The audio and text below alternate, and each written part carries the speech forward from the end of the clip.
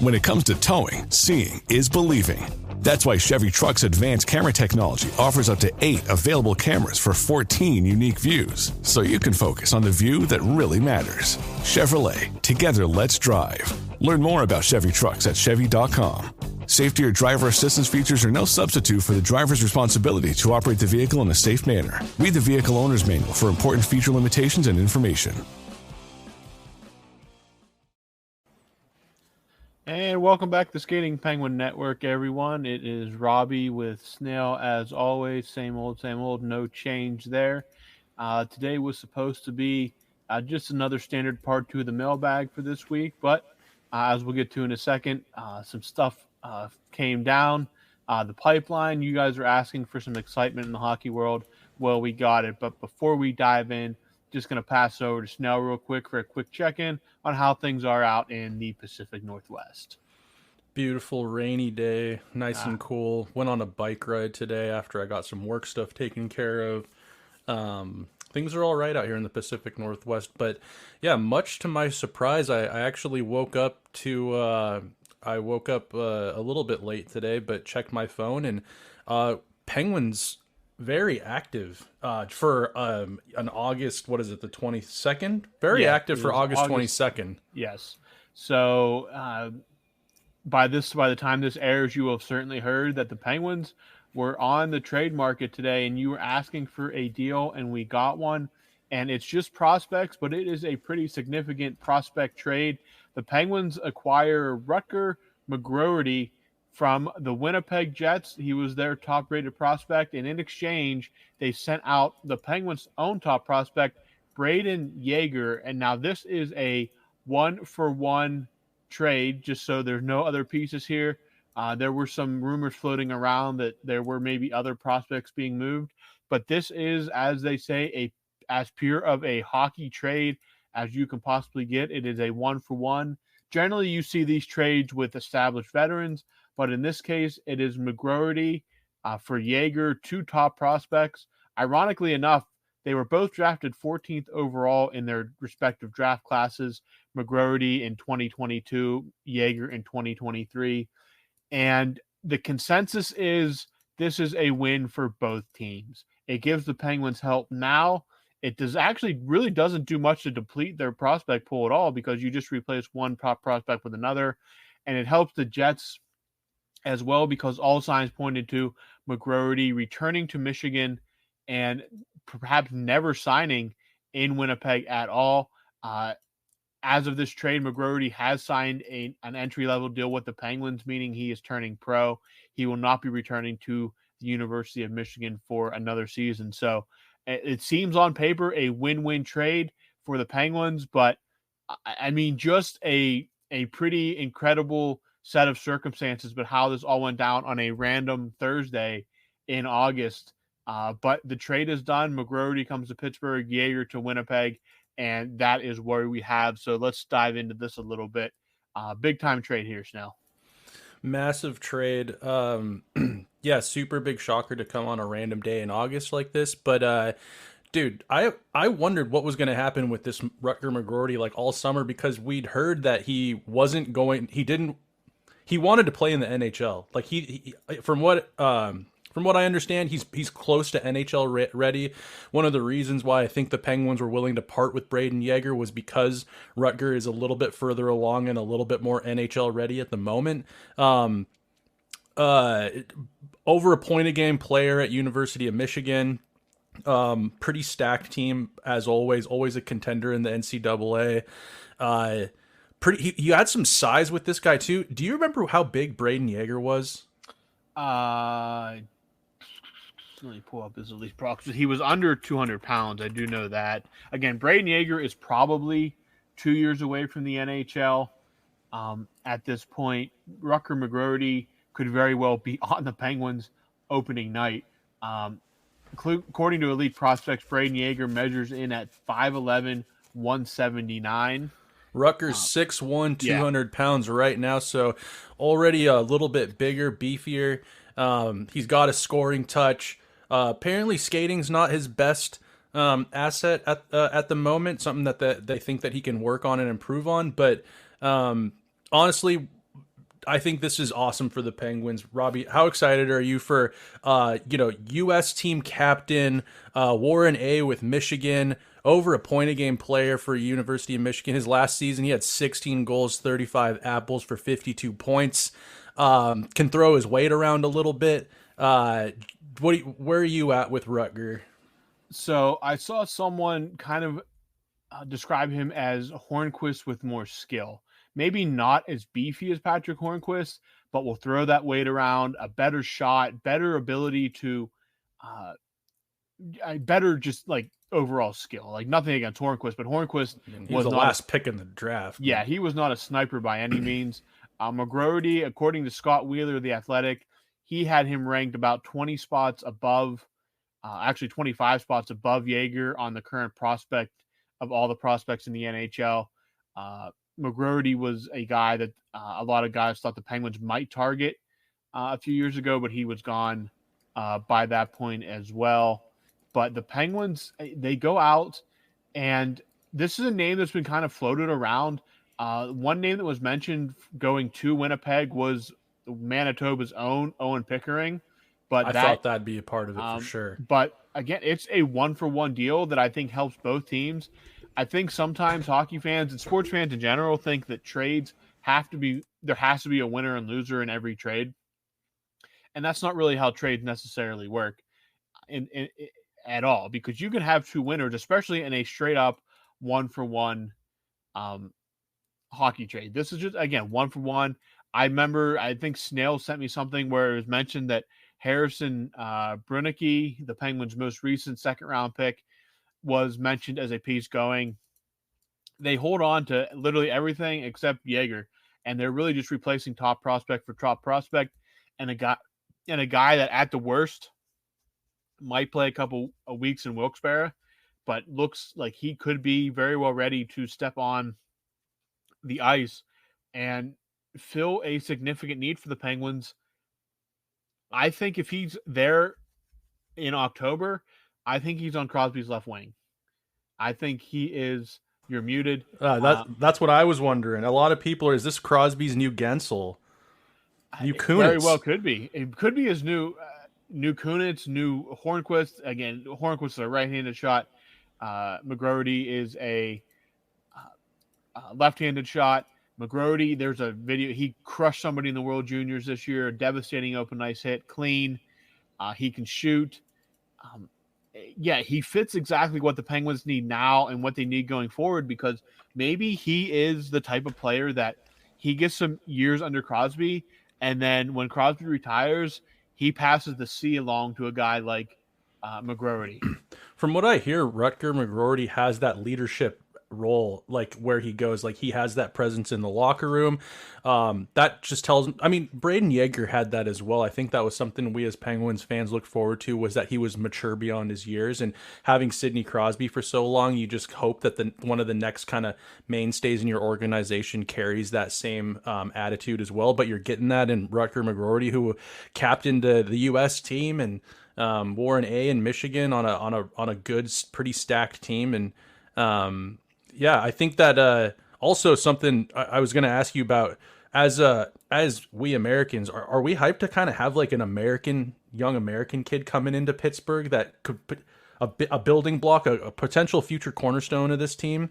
Do you put much stock in that, Robbie, at all? Because I was kind of hyped on that. I mean, a lot of Canadians and Russians, but it's kind of cool that Jake Gensel had that vibe about him. We're getting a good old American boy in here. Yeah, it's very interesting that McGroarty, and by the way, if you have any familiarity with the Yinzer accent in Pittsburgh, them saying his name, like the hardcore Yinzers, is going to be unbelievable. They're going to be calling him McGroats by mid-September. He's going to walk on the first day of training camp, and if he does anything significant, he is going to be he's going to get a nickname quick. Yeah, he's going to get a nickname quick. But yeah, he comes from Nebraska, of all places, kind of in the breadbasket of the United States here. He brings intangibles. Elite Prospects has him at 205. So this is a beefy dude. He has international experience. He has winning experience. He played at Michigan. I won't hold that against him. He won a gold for the United States and the World Juniors. He captained that team. And like I said, could be a dude that is the next C of the Penguins if it pans out. He seems like he has the leadership. He throws the body. It's going to be really interesting to see him out there, assuming he makes the team, with the veterans, the guys of like Malkin and Crosby and Letang and Carlson, what he's like learning from those guys. Because if you are kind of building this guy to be your next captain, the next face of this franchise, what better player to have him around than Sidney Crosby? And I think this is another kind of hat tip to Crosby being like, okay, we're building for the future, but we also want to win now. Because McGroarty could step in there, be his left wing, and score bunches and bunches of goals. So I think on the surface, this is a fantastic trade for the Penguins. And again, Braden Yeager, I hope Braden Yeager has a great career. I hope he blossoms. I hope that shot. I'd love to see that shot in the NHL. But I don't know if you can wait 2 more years. And I think this is probably the best value you're going to get for Braden Yeager is basically a 1-for-1 prospect swap like this. Yeah, I don't think that I could have seen the Penguins ever parting ways with Braden Yeager in any other fashion other than for another top prospect, right? Like, we don't want to see him go for some veteran to help us win now. Like, you want to keep a guy like Braden Yeager in the prospect pool, but you essentially just get a prospect that's a little bit further along and you know, like everyone's saying, he can make the NHL out of camp. And he's been confident in himself that he does. Like, I think he was very disappointed last year. He had I think his last name's Nazar. He played for Chicago, had a pretty stellar debut, and I think he had another teammate as well that got NHL games in last year, and I think he was disappointed he didn't get his looks in Winnipeg. So he's coming with, you know, he's determined. I like that. People are calling him a crybaby and a pout for not sticking it out in Winnipeg, but the Penguins, you know, they put their hand up and say, we need to win now. And if you're a highly touted prospect, we got a guy that's a little bit further behind in his development. Why don't we swap? And I think, yeah, it was a dub for the Penguins for sure. I'm excited to see what this kid's got. Yeah, and we're going to find out very soon because training camp is right around the corner. The Penguins tweeted a picture of McGroarty in Ann Arbor signing his deal. So, yeah, we're going to get a look here soon. It's unfortunate that we didn't get a look at development camp, but whatever. Sometimes patience pays off and you get your target. It'll be interesting once Dubas sits down with reporters or whatnot to see how long these talks have been going on. Again, done intense talks, but hey, maybe making the phone ring. Winnipeg, they were definitely in a position where they wanted to get anything from McGroarty if he wasn't going to sign. So I can't really blame them for making a move and stepping out on the ledge a little bit. And they got a guy that's their top prospect now. I mean, it's like I said, a 1-for-1 hockey trade, but yeah, Rucker McGroarty is a Pittsburgh Penguin. Hopefully is a Pittsburgh Penguin for a very long time. Kind of gets the blood boiling for some hockey. I think a little bit. I mean, we kind of admitted we're kind of in a lull. Not much is happening. And then even like the Carlson trade felt a little more telegraphed. This came out of absolute nowhere. I looked at my phone. You sent me that, and I thought at first that it was just like a rumor spreading around. And then I went right to Twitter. And Elliot Friedman said, hearing McGroarty to Pittsburgh, working to get more, and then it all came down. So, yeah, exciting day for the Penguins. Gives us a little jolt of hockey heading into the last 10 days of August here. And well, that wasn't the only guy that they acquired today. The Penguins, they not as active with the PTOs this year. But they offer a PTO to Nikolai Knyzhov. I don't know that you try to pronounce his name. Yeah. Nikolai, I don't know if you pronounce the K or not. Nikolai Knyzhov. He's a massive Russian left shot defenseman who formerly was with the San Jose Sharks. He's actually still pretty young. I don't think there's a PTO to a pretty young player, actually. He's 26. Yeah. Last year he had some injury problems. He was in the AHL quite a bit, got a little bit of NHL time and didn't do too well. He's a defensive defenseman, not a Carlson. But from what I read and understand, a pretty good PTO offer for this guy. Apparently in years prior, he's very good defensively with that size. I didn't know anything about him other than I remember, I think one time Nick Foligno beat the absolute wheels off, or not Nick, Marcus Foligno, the one he beat the absolute wheels off of him one time. So big, and has his body will be used for defense, not for punishing players with physicality. But they continue to add to this log jam at left shot D. Yeah, it is definitely a logjam. Again, it's just a PTO, so we'll see how it all pans out. Could end up being a guy they sign to a two-wayer and keep him in Wilkes-Barre for a little bit just to see how things go. I think at some point the Dam's going to – I actually kind of thought that maybe one of those left shot D would be going back to Winnipeg in some form or fashion, but no, they still have a growing logjam at left defenseman here as we approach September. But yeah, again, eventually that dam's going to break at some point. You don't know how training camp's going to pan out. But Nikolai Nizov will be in training camp. Again, he has familiarity with David Quinn as a member of the San Jose Sharks. So you have to wonder, and Carlson. Yeah. So you wonder what discussions were had there, but he will get a shot in Penguins camp to earn a contract. Jesse Puljujarvi did that last year, not in training camp, but in the middle of the season. The Penguins they're kind of hot and cold on PTOs. This year it was almost looking like there was going to be no PTOs from the Penguins, and then they come in and do this to bring in Nizov. So yeah, another body for camp, and interesting to see how he performs in preseason games and with the rest of the team, and see if he can't earn a spot in on a roster, whether it's the regular NHL roster or he becomes a two-way guy that kind of flops between the NHL and the AHL. Dude, I think we've glossed over it, but is Jason Spezza now the GM of Wilkes-Barre? Yeah, so they did make a bunch of announcements this week. Let me pull up here what all they did exactly, because they brought in a bunch of new names. Most of the guys were scouts they brought in. Again, he with what was his name? Wes Clark coming from Toronto. They've kind of filled out their scouting department now. They hired what was it here? It was 1, 2, 3, 4, 5 different scouts, amateur scouts and professional scouts, a goaltender coach for the Nailers, a manager of hockey operations named Lucas Malloy. Kevin Elliott is the new head athletic trainer, replacing Chris Stewart, who departed this offseason. And then they hired Jonathan Ehrlichman as vice president of hockey research and development and strategy. Don't know exactly what that means. But on staff promotions, Jason Spezza, assistant general manager, and then general manager of the Wilkes-Barre Scranton Penguins. So, yes, he does take on that role.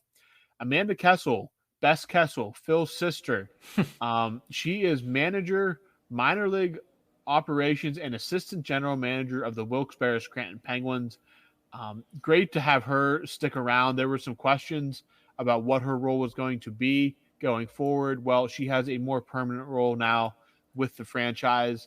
She was kind of like I forget what the term was they used for her, but she was in like a training course for the front office. She was an advisor, wasn't she? Yeah, she moved to couple different things, but now she will work hand in hand with Jason Spezza. Kane TC is the goaltender coach for the Wilkes-Barre Scranton Penguins now, and Mark Osecki is a professional and NCAA scout. Those are all those four people, Spezza, Kessel, TC, and Osecki, were all already employed by the Penguins and just got promoted. All the other names were just hired. So they filled out their scouting department. Wilkes-Barre has new people running the ship in Spezza and Kessel.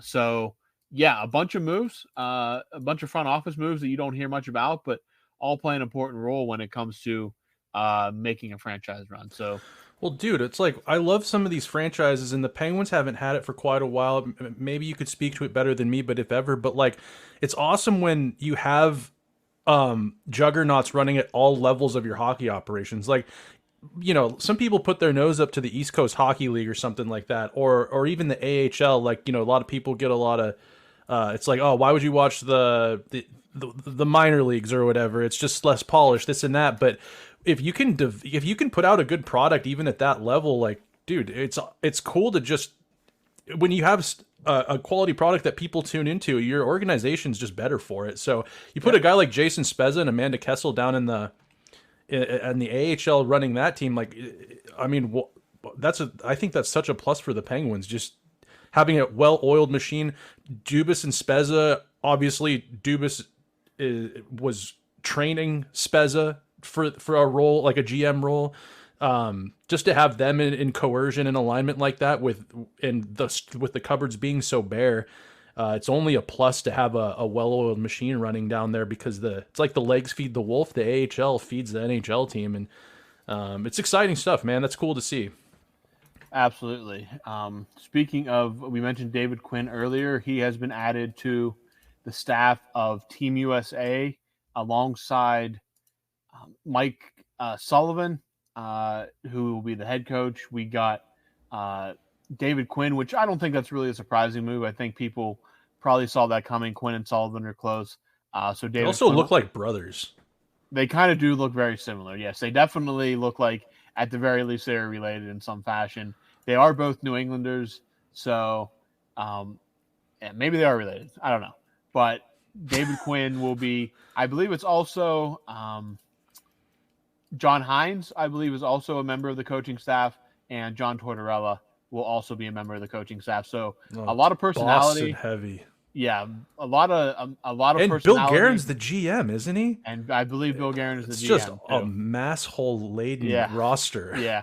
But John Hines has Pittsburgh connections. John Tortorella hates Pittsburgh, I think. Loves Sully, though. But him and Sullivan are very close. Quinn and Sullivan are very close. So it'll be interesting to see how all those again, I think Tortorella is probably fine in the role that Sullivan puts him in. So it'll be very fun to see how that all plays out in the future. I was kind of surprised that Peter Laviolette was not a part of this, but I don't know what how exact, or maybe Laviolette just said he didn't want it. He didn't want anything, but who knows? But that is. Where's Lavi coaching right now? Is he the coach of the Rangers? Yeah. He's coached every time I picture him, I see him. He was in Philly. Wasn't he in Carolina? Yeah, he won a cup in Carolina. He won a cup in Carolina, and he was in Washington. He was the Caps coach, wasn't he? Yeah. Everyone except Pittsburgh. Basically. Was he the coach of the Islanders too at one point? He might. I don't honestly could not tell you. I don't know. Either way, but dude, do you know what that coaching lineup with from the top down with Billy G, Tortorella, Hines, Sullivan, and Quinn? Those guys all seem like they liked it. They probably enjoy beers. I'd say so. Yeah. Could you imagine that table of those guys just crushing Sam Adams or Yinglings? Oh, they definitely crush Sam Adams. Most of them are all from New England. So they're definitely crushing some Sam Adams, hammering down some lobster rolls. Yeah, just the stories they could tell, I'm sure would be quite insane. But do you think with Boston guys like them, the more they drink, the thicker the accent gets? I don't know, probably. Sullivan's accent's already pretty thick if you really listen to it. I swear he tries to mask it. I swear sometimes he's like, and then he'll say one word and it really slips out. I think if they try to mask it, it almost makes it more prevalent because, again, it has a greater chance of slipping out then. He should just let it roll. They should. Oh, that's pretty cool for David Quinn. Dude, I don't know if it's just like I got a spark from this McGroarty trade, but like David Quinn and with them, having to really button down the U.S. roster and them working in coercion again. It's like Dubas, making moves with the AHL, and the Penguins might be fucking sick this year. You don't know. I mean, this is Kevin Hayes is a Boston guy as well. Yeah, that's true. And again, maybe it's just a spur of the moment excitement from the trade, but it definitely maybe makes you feel a little bit more optimistic about the direction the Penguins are headed this season. So I'm feeling the optimism today. Wouldn't it be great if you woke up tomorrow and there was a Crosby extension coming through the news? Crosby extension, and there's an agreement that once he retires, he goes into like management of some sort and pulls a Mario and what's his name? Jaromir Jagr becomes our power play coach. I don't know. I'm just kidding, but it'd be awesome. Let's just keep the good news rolling for the Penguins right now, because I'm on a high right now. We need that Robertson offer sheet to come down. We need the Robertson offer sheet now. This team got young pretty quick. Yeah, especially if McGroarty makes the roster. I mean, you throwing a 20-year-old in there is quite changing some things about how people view this team. Absolutely. Well, that's all the news we got for you guys right now. Quite a lot, like we said, for the end of August, but we got a bunch of questions to get to too. So let's get to those questions now. And the first one's coming from Kim Larson, and he says, "You talked about some of the most overrated players. What do you think about Saku Koivu?" Saku Koivu. Kim Larson thinks that he was overrated in Montreal. So on a day in August, Saku Koivu getting a little bit of shrapnel. Yeah, getting a little, catching a little bit of heat here. But I always like Koivu. I actually think his brother might have been more overrated than Saku was. I think Saku was a perfectly good hockey player for what he did. I think, again, the Canadians fans love him. Miku, I think Miku was good, but I never really bought into the Miko hype. But Saku, I was completely fine with. I think he was a completely fine hockey player. I don't really say he was the one that had cancer, right? Yes, I had to think for a second. Yeah, but no, I think again, there's always going to be some probably a little extra hype on guys that played for a Canadian team. But overall, I think Saku was a very good hockey player, and can't really say he was overrated or underrated. I think he was just a very good hockey player. My radar wasn't on either of the Koivu brothers much until the end of Mikko Koivu's career, when I think he ended up going to Columbus or something like that, and then retiring. Yeah. All right. Next question again from Kim here. He said, "What are the 3 worst trades in the NHL if you start at 99 up until now? Who won? Who lost the trades? It doesn't have to be Pittsburgh related, but if you have the 3 worst trades in Penguin history, we can have those as well." The first one that comes to mind is the NHL wide was just the Hall for Larson. That's a bad one. Taylor Hall for Adam Larson straight up, and then Taylor Hall wins like MVP a year later or something like that. So and then Edmonton trading one of their actually good first overall picks that they had. That was a bad one. Going back a little bit further, one that always, as a Penguins fan, you hear about a lot was Naslund for Stojanov. Yeah, came right to my brain. That's a bad Penguins trade too. So I know that it was asked, if it's not an NHL trade, I have a couple Penguins trades for you if you want to hear them. But Naslund in his second year had 52 points in 66 games, and then they traded him for a guy who had 1 point in 58 games. And Naslund went on to become a legend in Vancouver. And if you just think about, they could have used him in some of those later years, after the Cup years in Pittsburgh. You know what I mean? Yep. Him and what's his name? The GM in Seattle, Francis. Oh yeah. Just I don't know. Could have added a little bit more skill in the lineup, but that's a pretty bad one. Let's see. Another Penguins trade that was really bad was what about the Alex Goligoski for? This is a Penguins trade, but it's not that bad. Alex Goligoski for James Neal and Matt Niskanen. Penguins won that one, though. Penguins won that one, in a rout. Even if it didn't end up working out with a cup for James Neal, that was. I mean, I remember when that trade happened. I was so hyped about that trade. Getting real deal James Neal. Yeah, I'd even put in the Hossa Dupuis for Armstrong and Christensen. Draft. I mean, that's a dub for the Penguins, but that's a tough trade. Yeah, Hossa didn't stay, but that run that he had in Pittsburgh was phenomenal. He went to the final. Dupuis was an integral part of the Penguins for the next 8 years after that, or something like that. A massive trade. that definitely helped the Penguins in the long run. A bad trade for the Penguins would be Sergei Zubov for Kevin Hatcher. Yep, that one too. The other Hatcher, not even the good Hatcher. Yeah, the bad Hatcher. The bad Hatcher. The thing was, like, Kevin Hatcher wasn't even bad. It's just Sergei Zubov was a future Hall of Famer. They put up stupid numbers in Pittsburgh. And then a trade that everybody knew was coming, but it still worked out horribly for the Penguins. It has to be the Yager trade. I mean, they got nothing of substance in that trade for a franchise icon. And it ruined one of the best players of all time. And it kind of ruined the relationship between Pittsburgh and one of its marquee franchise players for the better part of a decade, more than a decade. So, that all sucks as well. But yeah. Bad Penguins trade was one that they lost, I think, 2018 was just a horrible year. They traded Ryan Reeves for Cup winner, fourth liner Oscar Sundqvist, who ended up winning another Cup. That was a very bad trade. That was a bad trade. And then they traded Ryan Reeves for Brassard.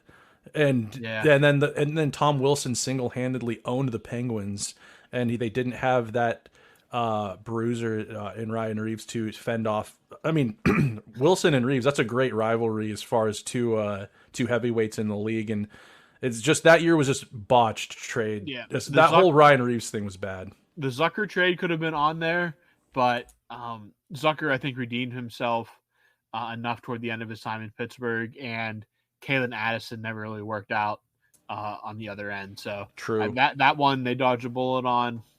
Other than that, there's probably little stuff that you go back through that you could probably find, but overall, I think we covered a good bit there. Yep. We'll move on from the trades. If you have any that you guys think of or what you think are the worst, just send them in and we'll touch on them, because I love when it's not the Penguins. I love talking about how dumb GMs can be. All right, question 3 coming from Brian here. Brian says, so do we think Garrett's celebrity crush is Yoda or what? I mean, it probably could be. I mean, we don't know. He's obsessed with Star Wars. They're basically the same height. I mean, maybe Garrett is infatuated with the little green Force user. I don't know. Garrett, if you're listening, you got to chime in and try to defend yourself. Unless you want to admit that it is Yoda, it'd be a little weird. But I mean, we don't judge here. We'll just make some jokes about it here and there. But I mean, maybe it is Yoda. He saw Princess Leia and said, "No, I want the little green thing with big ears that lives in a swamp." So, Garrett, if you got defense there, you have to stick up for yourself. I can't do it for you. I think one time he talked about Livy Dunn. I mean, that's fair.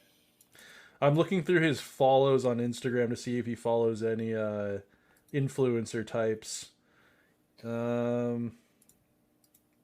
I'm not seeing anybody that stands out, but I think I remember him mentioning Livy Dunn at least once. He might have, yeah.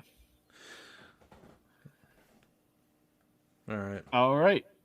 Going back to Kim here, do you have top 5 Finnish players, and would Teemu Selanne be on that?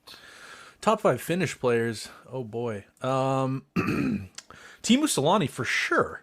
I mean, one of the best players of all time. The Finnish Flash. Yep. Epic goal scoring celebration, pretending to shoot the duck. Finnish player, off the top of my head, obviously Kasperi Kapanen, right? I'm just kidding. No. Oli Mata. The Penguins have had a plethora of Finns. Does Patrick Laine crack that list right now? I think because I heard he has I heard he has a shrine at in the Finnish hockey. I don't know if it would be the Hall of Fame, but a museum, or maybe it was his home rink. They have a Patrick Laine shrine. It could be. I mean, all right. So let's see. Who's who asked this earlier. Kim Larson's favorite, Saku Koivu, was Yeah, I listed mean, on all here. both the Koivus have to be on there. Oh, come on. Olli Jokinen, Yari Curry. Curry, yep, anything about Yari Curry. Barkov's probably cementing himself up there. The Juicy Jokinen. Jussi Jokinen. Jarkko Ruutu. God, the names for these guys are so interesting. Kasperi Kapanen's dad, actually, wasn't it? Sammy Kapanen, I think, in Carolina. Yeah. He was a great player. Yep, Sammy was around for a while. He really was. So let's see here. Let's just go through. So he asked specifically top 5 Finnish players, and would Timo be on that list? So Timo's probably number 1 for me. I think he'd have to be. I would put Jari Kurri next. Kimmo Timonen. Mm-hmm. Does Jussi Jokinen make that list? It depends on how much you like the Penguins, I guess. I mean, Jokinen was great in Pittsburgh. I liked Jussi Jokinen a lot. So but at all time, yeah, I'd put him on there for me. And then Esa Tikkanen. That's a name I didn't expect you to throw out there, but what about Valtteri Puustinen? Valtteri Puustinen. I mean, Mikko Rantanen is an unreal hockey player. I think he's better than Laine, like consistency-wise. Yeah, Mikko's good. He's got a cup. I mean, he'll probably go down as one of the better Finnish players of all time once he's wrapped up his career, you'd think. You got to think he's got another cup in him if he stays in Colorado. Yeah. What about you, Robbie? Solani's probably one of my all-time favorite players, just because non-Penguins. Because I mean, he was so electric, so magnetic. Just busted into the league and was just a superstar right away. Finally got his cup. Great personality too. Like just the type of superstar you can cheer for because he's actually just kind of a cool guy and humble. I think I throw Mika Kiprusoff on that list. Oh, Kipper, that's a great one. He was kind of he was at a time where I was still young enough to appreciate hockey and kind of formative with the Flames and stuff. They love him up there. His number's retired. He stayed in Calgary too. Yeah, never left. I heard he just has a farm up there, and he's just like a character in Calgary. Like he's just an awesome. He looks like a guy that's from Calgary. He just looks like a good old Western boy. He probably has a big beard. Who else?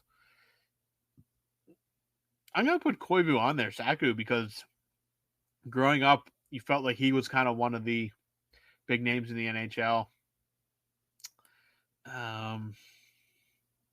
Sammy, yeah. Actually, I'll go Kimmo Timonen.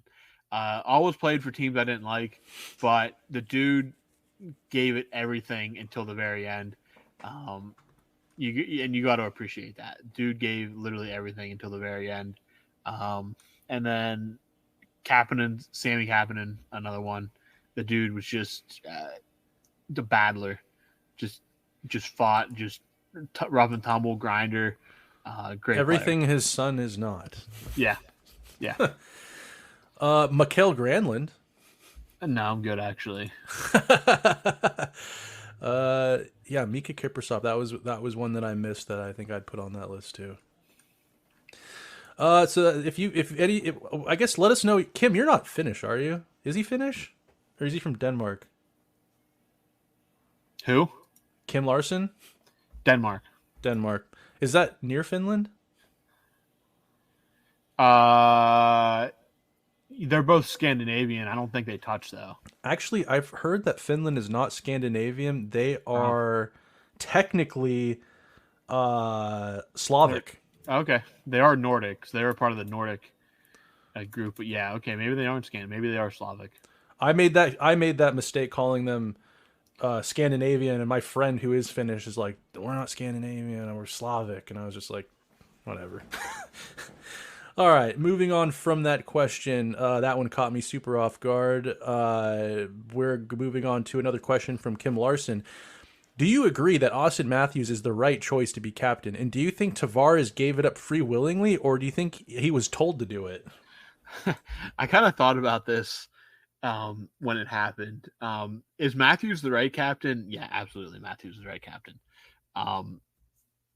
Now, did Tavares willingly give it up? I'm not really willing to buy that. I don't think anyone does. Yeah.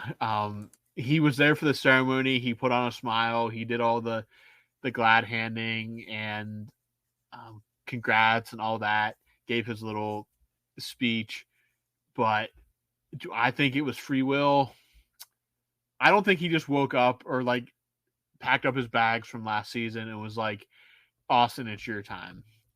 The dude is a proud Canadian, grew up a Leafs fan. I do not buy that he willingly gave it up. I don't want to say that it was forced from him, but I think there was maybe some pressure from upstairs to say, hey, maybe it's time we pass this over. They didn't want the stigma of having said that they stripped it from him and gave it to Matthews. So they maybe pushed him into making this decision. But I do not think he just willingly woke up one day and said, you know what? He called up Brendan Shanahan and said, I want to give the C to Austin. I just think that as somebody who just studies the Leafs downfalls every year, it's like they just can't ever really, and yeah, there's an asterisk by this comment now, but they can't get out of the first round and they just keep losing, and they have great regular seasons and then their stars don't perform. Like, they needed to change something, and they didn't trade Marner this year. They didn't make a big move. They hired a new coach, totally different type of coach than any of those players have probably ever had before in Craig Berube. I just think that this was management getting into the ear of Tavares being like, dude, we don't want to trade Marner. Not yet, at least. We have to make a decision on we need to change something. And I think that leadership, as far as leadership goes, this is something we can do without taking a player off our roster. Yeah, absolutely. All right. Kim then follows up with, who is the strangest choice of a player to captain an NHL team? The strangest choice of a... Dude, I'm not going to lie. I thought Quinn Hughes as a captain was strange. I mean... I thought with JT Miller there... Yeah. And with Brock Besser... and just the type of like coach, the type of player and person Rick Tocchet was, I thought JT Miller was like a perfect choice for captain there. But I thought Quinn Hughes was kind of an odd one, skilled defenseman being the captain. Roberto Luongo was the captain of the Canucks for a period. Yep. I don't remember exactly when that was. I mean, you just don't see goaltenders because they can't leave their crease to talk to refs. Just a very bizarre choice by the Canucks at that point. Can't you not have a goalie be a captain anymore either? It might be a rule now. I honestly can't say 100% one way or the other. I'm trying to think of who was... I was thinking of Pittsburgh, but like they've always had like the right guy as the captain. I mean, it was Mario, Yager, Francis. I don't know if Francis was ever captain. Francis, I thought, wore the C one year. He may have. There may have been a period between Lemieux and Yager where he did wear a C for a year. And usually there's no real argument against who the captain is. Like, I mean, it's not really something that I wouldn't say a strange player because, again, it's decided on by the team and stuff like that. So there's definitely some respect or mutual respect there. Like, Mark Stone makes sense for Vegas, obviously. Does Seattle have a captain yet? Does Seattle have a captain? I don't think so. Yeah, I didn't think they made Mark Giordano their captain that first year of expansion, and then they traded him at the deadline. That's right. They did trade him. That's right. Because I know Vegas didn't have a captain right away. Vegas was probably thinking that, we might have to make a bunch of trades, so we're not going to make somebody the captain. Because I think there was argument for like Pierre Belmar, but they figured out we might trade him. But Mark Stone makes sense there. Pietrangelo, when he was in St. Louis, made sense. Crosby, obviously. Barkov, sorry. Barkov makes complete sense. Ben, still the captain. The San Jose even have a captain right now. Is it? I don't know. If anyone, was it maybe Logan Couture? I know, probably not. I don't know. There's so much Yeah. turnover there. They probably don't need a captain at the moment. Yeah. It'll probably be Celebrini. At some point, yeah. Is L.A. Doughty? No, it's Kopitar. Oh, that's right. Yeah, that makes sense. Montreal right now. Is Montreal... Didn't they just get a new captain? Yeah, it's Nick Suzuki. That's right. Nick Suzuki. I thought that was... He's kind of like a Bergeron. He's really... A lot of similarities to Bergeron. I don't hate that one. Marchand makes sense up in Boston. Yeah. One that got a lot of raised eyebrows from some people in Winnipeg was everyone thought it should be Mark Scheifele, but they gave it to Adam Lowry. He's a third or fourth liner. Really just a gritty Irishman, Canadian Irishman type. Yeah. He's the captain up there, but I don't mind it being kind of more of a blue collar player. Speaking of blue collar, Columbus Jenner, Boone Jenner's the captain, third liner. Yeah, I mean over a guy like Werenski, that makes sense. Though I'd say at some point Adam Fantilli will probably take over the captain role in Columbus. Or Johnny Hockey. Is Hughes the captain in New Jersey? No, it's Heischer. That's right. That makes sense. New York is Truba. Oh yeah, screw him. Him. I thought it should have been Kreider, actually. Dude, yeah. I can't believe it wasn't Kreider. If I was Chris Kreider, could have left New York multiple times, stayed dedicated to the franchise, and then don't get to see. That would have probably rubbed me the wrong way. Dude, who's going to be the captain in Tampa Bay now that Stammer's gone? Probably Hedman. You think it'll be Hedman? Yeah, I guess I don't see why it wouldn't be. You're right. Hedman's been there the longest now. I can't imagine it's not Hedman. Hedman, yeah, that makes the most sense. I think it's right. Josie in Nashville. That makes sense. I believe it's Brady Tkachuk in Ottawa. Mm-hmm. Barkov in Florida. Does Philly have a captain right now? That's a good question. I'm gonna actually look that up because I can't think of one dude on that team. Could be.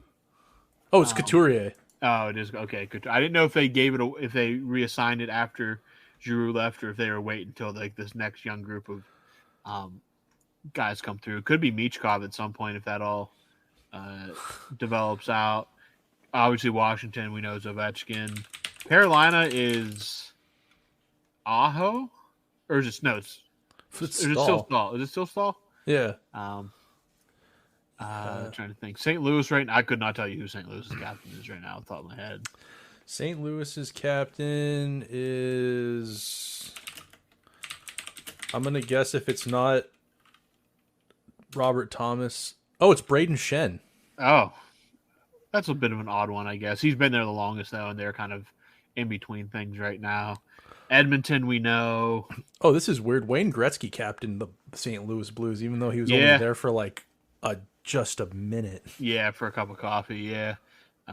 But, I mean, most of them make sense in the long run. I don't think Chicago has a captain right now. I think they're waiting. It'll be Bedard. Yeah, it'll be Bedard. That's no real. Or they could give it to Foligno. I wouldn't be mad if they gave it to Foligno for the rest of his contract. They could. I believe Detroit is Larkin. Mr. Michigan. Who's been there for 20 years now, but it's only 25 somehow. I know. He played with Zetterberg and maybe even Datsuk 1 year. Yeah. Right, we just named every captain in the NHL. For no real reason. Yeah. Well, most of them. But you have 2 questions from Brian you can read off real quick, and we'll wrap this one up. Yep, I do indeed. I have him right here. So he says here, I'm not sure if Robbie is aware, but I also have been helping Snail in his search for an NFL team. I told Snail the Indianapolis Colts could be a good fit, being that they are the youngest NFL team and have franchise players in place, especially on offense. What are your thoughts on the Indianapolis Colts being a team that I potentially should hitch my wagon to? That's actually, I credit Brian there. I didn't really think of the Colts. They were a year away last year with a backup quarterback, and if Anthony Richardson, their starting quarterback, stays healthy, they're going to be right in the thick of things, I think. They have a very good foundation. They have a good coach. They're generally a well-run organization. So, yeah, that is one that I kind of passed over. when you were mentioning teams. But I think if things go right for them, they're going to be a highly competitive team this year. So in comparison to like NHL teams, are they like an Ottawa Senators or like I take them, Detroit Red Wings? they're probably in a Red Wings position. Like everything's kind of there. It just all has to come together. I see. Okay.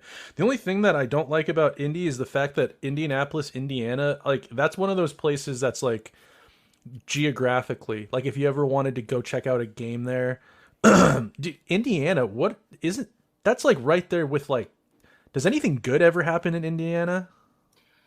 I mean, I've never been to Indiana. They do say that Indianapolis is a very underrated city.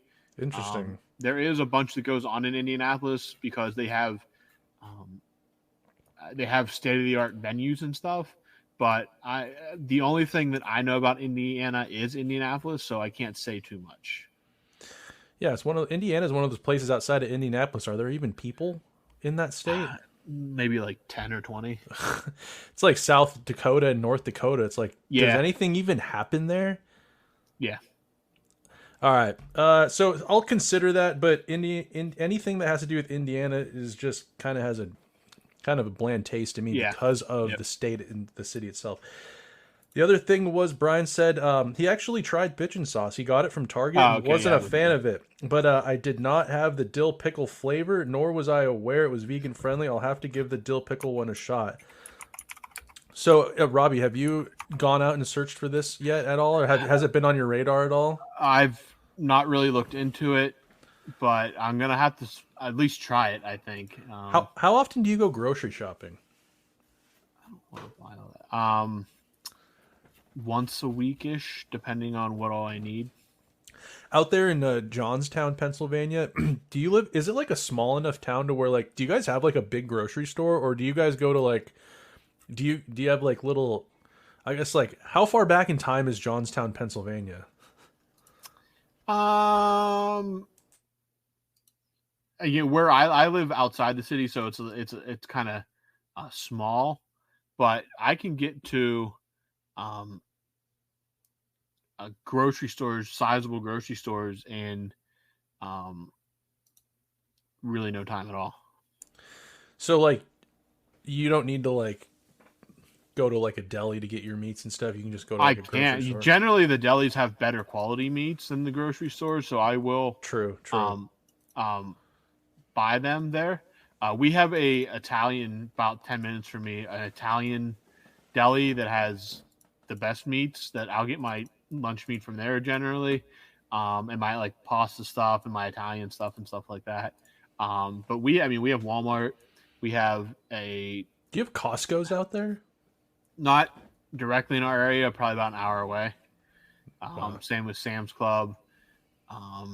We have a family-owned grocery store that's like a full-on supermarket. Giant Eagle, which is a Western Pennsylvania. I hear those commercials on Old Penguins YouTube. Like, I'll get someone will upload like a recording of a Penguins game from like 2006, and there'll be like a Giant Eagle commercial, and that sounds like a hardware store to me. Yeah. Okay, so next time you go grocery shopping, you got to try this bitchin' sauce stuff, dude. I will. I'll have to look it up. But that was a long pod for an August August afternoon evening. That's all I got, Rob. It's just super hyped on this McGroarty chatter we got, and dude, I'm optimistic today about the Penguins. Yeah, I mean, that looks like it's going to be a move that we're going to be talking about well into September now. Gives us something to watch as training camp gets underway here, probably month-ish, I'd say. Somewhere in that ballpark. They haven't announced it yet. But, no, yeah, it gives us something to talk about, gives some excitement, gets the blood flowing again. And, yeah, now we got something to pay attention to when camp opens. Truly. All right. That's all I got. All right. So for Snail, I'm Robbie. We'll be back next week with another mailbag. Who knows, maybe more news depending on what happens. But until then, thank you guys for listening and hope you enjoy the episode. Talk to you soon.